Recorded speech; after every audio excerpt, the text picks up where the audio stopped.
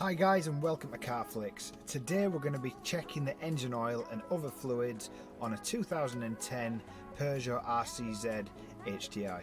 So without further ado, let's crack on with the video. So the first thing you want to do is you want to find your bonnet catch. So open your passenger side door and it's located just here. And then just put your finger in there and give it a pull.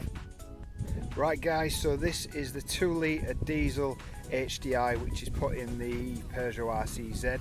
A lot of people get confused with this engine and think it's a 1.6, but it's actually not. It's a 2 litre and the 16 is just referring to how many valves it has. But that is a giveaway to see if it's obviously petrol or diesel. And now in front of you you've got the orange dipstick. Now a little tip with these things, they can snap and it has been known for people to try and pull them out and it snap. So a way to get around that is, before you do that, is literally just grab it and just twist it left and right to break the seal first. That'll stop you snapping that. Okay, so the first thing we're going to do is check the oil. Really easy. It's bright orange, it's right in the middle of the engine. All you're going to do is you're going to take your finger and then pull that out. So once you've got the dipstick out, it'll be covered in oil. So what we need to do is get a piece of rag and just take all that oil off. Obviously make sure that you're on a level surface, otherwise this won't work very well. So once you've cleaned it off like so, leave the engine for about 15 minutes to let the oil settle in the pan. And what we'll do is put it back in and then pull it out again. And there you will see, I don't know if you can see that, but you can see here there's a little arrow and that's the full. Mine's completely full, but it can be between these 2 points here. That's your minimum and that's your maximum. Once you've checked it, just pop it back in as you normally would, like so.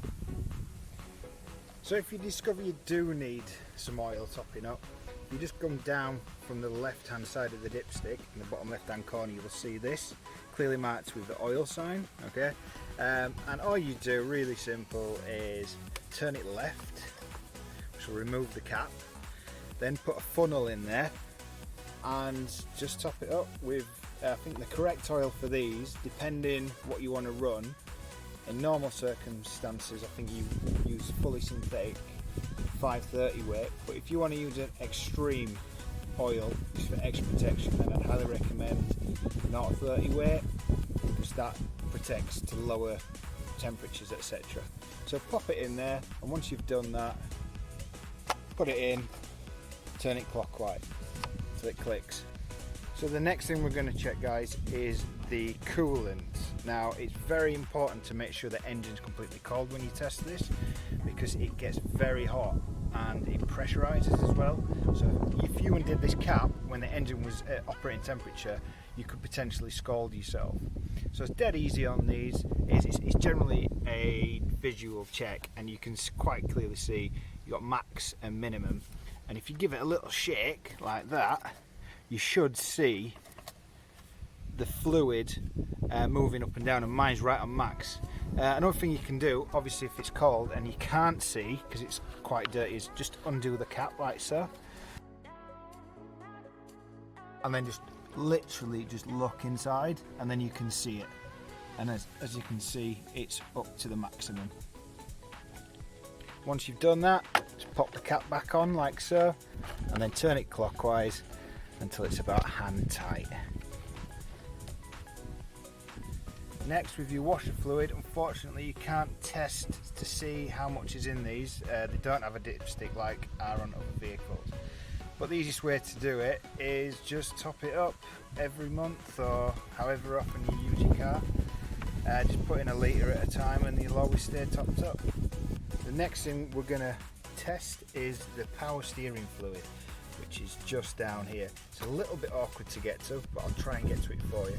So you put your hand in, again, turn it anti-clockwise until it comes out like so. Once you've removed the dipstick, just like before with the engine oil, clean it off and then just put it back in, screw it back on, undo it again. On here you'll see a maximum and minimum line, and as you can see, it's bang in the middle. When you've done that, Just put it straight back in and turn it until it's hand tight. Finally, we're going to check the brake fluid. This is another quite a simple check. On the side here you can see there's a max line, and if you give it a shake, you should be able to see where it is, and mine is on that line just there. If you can't see it, again, anti-clockwise, and then just look inside and you should be able to see what kind of condition it is and also the level of it. Mine seems pretty dark. I am due a change on that, which I'll do in a future video. But yeah, if that's the level it should be and it looks in decent condition, just put the cap back on, job done. Thanks for watching this video. If you found it helpful in any way, please consider liking and subscribing. Till the next one, goodbye for now.